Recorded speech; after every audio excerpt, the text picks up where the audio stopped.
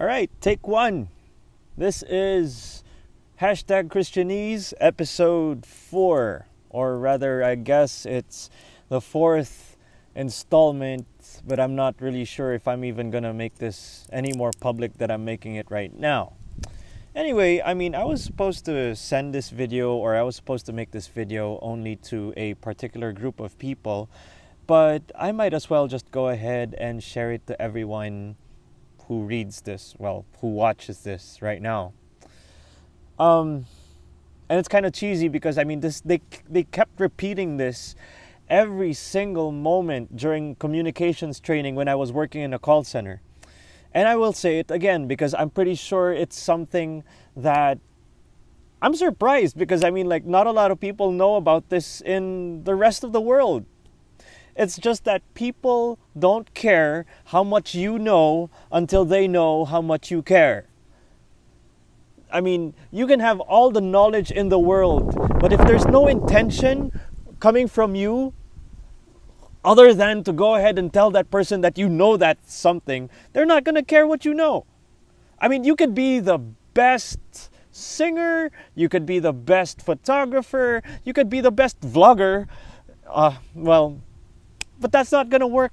That's not gonna work if all you're doing, if all you're saying is coming from a heart that says, "Look at me, look at me." Kind of what are you, Listen, I have a nephew. Shut up, dog. I have two nephews here. They're 6 years old and 10 years old, and I would understand, if they come to me and they would say Uncle JB, can you look at this? Do you think this is cool? Do you like this? They're kids. They're not even teenagers yet. And of course I understand if they would want to have some sort of approval, if they want some sort of love, or if they want some sort of acceptance or anything like that. But damn, I'm just so bummed right now about there being 20, 25, 30-year-olds who are still, they may not be tugging on my shirt like this or anything like that. They may not be poking me or anything, but they say it in their own ways. You can come to someone. People that are older than me even. They would be.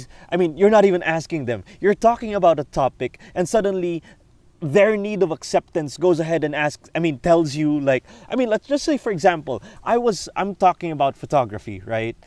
I'd like to think that I do know something about photography, and then all of a sudden this guy comes out of nowhere, seeing that everyone else has attention in a group. He comes out of nowhere. Take note, this is a guy that's older than me, and then he goes ahead and says, "Oh yeah, I know about that, and you know about the terms of aperture and all on the depth of field, and do you know this kind of photographer and all that?" I'm like, man, that is sad. Listen, we like to go out in the world, and we like to go ahead and say stuff like, let's all love each other. Or let's all love each other. Let's be nice to each other, and let's say the right words. Let's not offend people. But really, most of it starts off with us. Do we know for a fact that we're accepted, or are we going out in the world asking for the world to accept us? Because, spoiler alert, and just this is coming from a Christian perspective. This world doesn't owe you anything. It doesn't owe you attention. It has nothing on what's fair and what's unfair. We have no right to feel entitled to anything in this world. If we talk about reality, this reality on its own.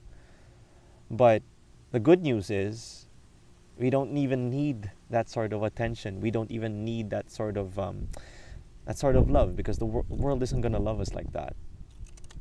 But I can tell you something more. I can tell you something better. It's that the creator of this world, the creator of this reality, guess what? He loves you. He loves you so much that he went through infinity. He gave up infinity in order to be finite like one of us. That those of us who are finite, who believe in Him, are ushered into eternity, and life will never be the same for any of us. You see, when you have Jesus, when you understand how much you are loved by Jesus to the point that He suffered death and dying on the cross, and that the story doesn't end there, but by Him coming back to life again, that just means that those of us who believe are alive and alive forever, or forever with Him, and that even death itself has nothing on us. I mean, you'll begin to see this life and this world in a greater perspective. You're not only gonna look, you're not only gonna stop, you're not just gonna stop looking for love in this world. In fact, you're gonna love this world so much more because you know that you're loved by an irresistible, everlasting love, who is Jesus. It's not that He loves you, He Himself is the love that's alive in you. It's not that He gives life, He Himself is the life in you. Gosh, this lasted longer than I wanted it to last, and I thank you for staying with me for all this time.